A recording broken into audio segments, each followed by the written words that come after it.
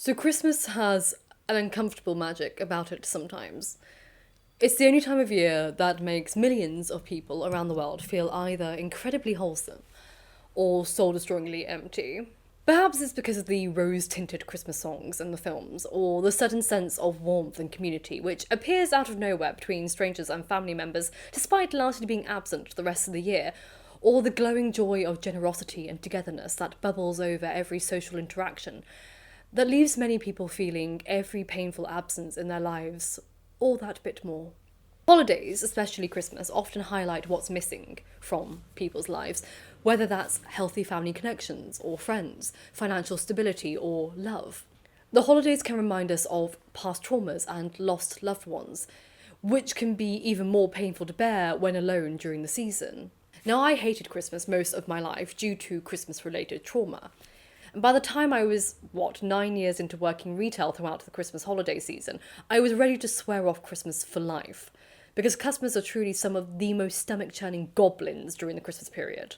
By my late 20s, I genuinely thought that there would never be a moment in my life that I would like Christmas, let alone look forward to it. But then, I spent Christmas alone for the first time, and everything about the holiday changed. The first Christmas I spent alone was literally the best Christmas of my life, despite being estranged from my family and having no friends in my life at the time. For me, spending Christmas alone was essential for rewriting the script I had about the holidays and the relationship I had with myself and my past. Holidays alone are hard. They can push people into deep depression, anxiety, and sadness, and loneliness is not healthy at all. However, if you are in a situation where you are alone this holiday season, there are alternatives into sinking into that dark, depressive bubble. This holiday does not have to be plagued by your thoughts, traumas, or grief. You can make it a special day with yourself and transform it into a significant milestone in your mental healing and relationship with yourself. So what you can do if you're alone this Christmas? Well, the first is to take advantage of community events. One of the biggest lies our brains tell us when we are alone at Christmas is that we are alone in our suffering. Our minds create all these images of happy families gathered around fires, laughing and cooking together, when in reality, tens, if not possibly hundreds of thousands of people in your local area are alone on Christmas Day just like you. The first Christmas I spent alone, I volunteered at a shelter where there were over 200 people gathered together, and no one knew each other, but together we played board games and we told stories and sang songs and just chatted for hours.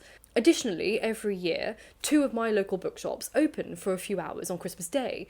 One of them serves soup and mulled wine, and many people come around to the bookshops, either because they're alone or they're taking a break from their families just to change the scene.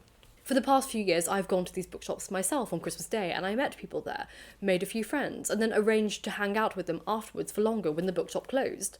If you live in a city, you will have more luck finding places that are open to catering to people, especially tourists in a big city, on Christmas Day, from coffee shops to bookshops. But obviously, if you're more isolated or in a more rural area, it's going to be harder to find out. Regardless, your first point of call, if you are afraid of being alone, is to scope out any possible community events happening in your area. Or there will be hospices, hospitals, or care homes that often ask for entertainment or company for their residents during the Christmas period. You can reach out to them and volunteer your time, and then you won't be alone. 2. How you grieve is a choice. Now, I'm not a grief counsellor, I am not a therapist in any shape or form, and I cannot imagine the degree of pain grieving people undergo during the Christmas season. However, what I do know about grief is that how you grieve the loss of someone not present is a choice.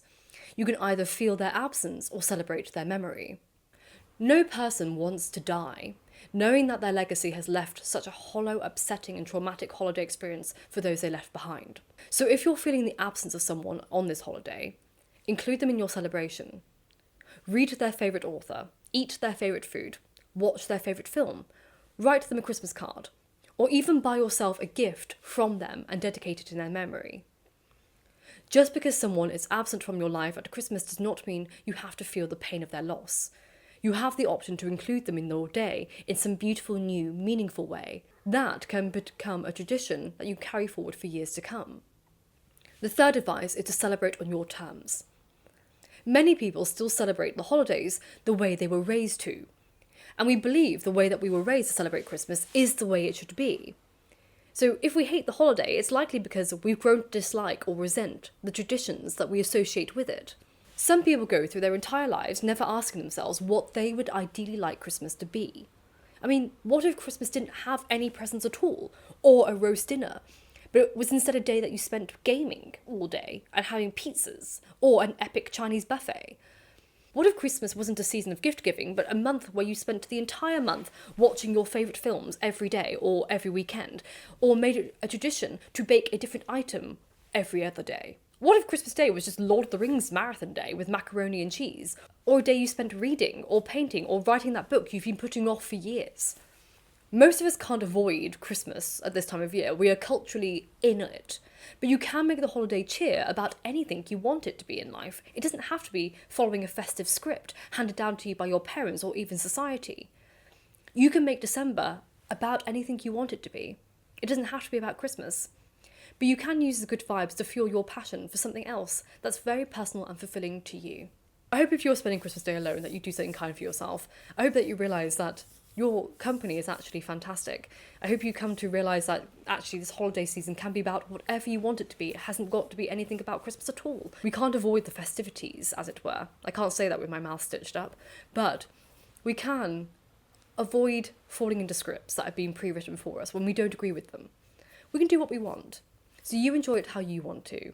Embrace your own company and make your own traditions. And I promise you, even if you're grieving or if you're feeling a loss, that will fade in time as you start to fill it with more of what you have to offer to the world. Thank you so much for watching this video. I hope it helped. If you are having Christmas alone, I hope you have a lovely Christmas holiday, or holiday season as it were.